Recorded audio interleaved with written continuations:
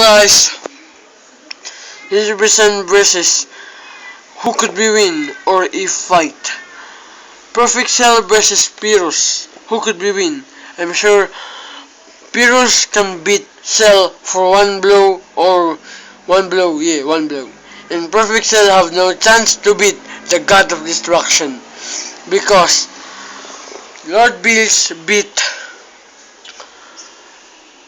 Gohan Mistake Gohan in Kid Gohan or Super Saiyan 2 Gohan.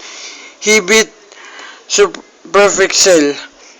And I'm sure I have who could be winning this fight. I'm sure Lord Bills win in this fight. Lord Bills for me. And for you, Cell, Perfect Cell, vote. Comment there. Perfect Cell or Lord Pyrrhus in this fight. I present for you.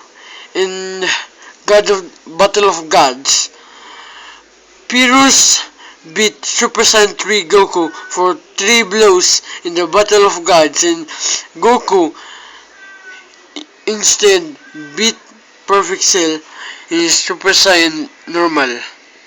And I'm sure Perfect Cell has beat and Lord Bills can be won. Who could be win in this fight? Lord Bills.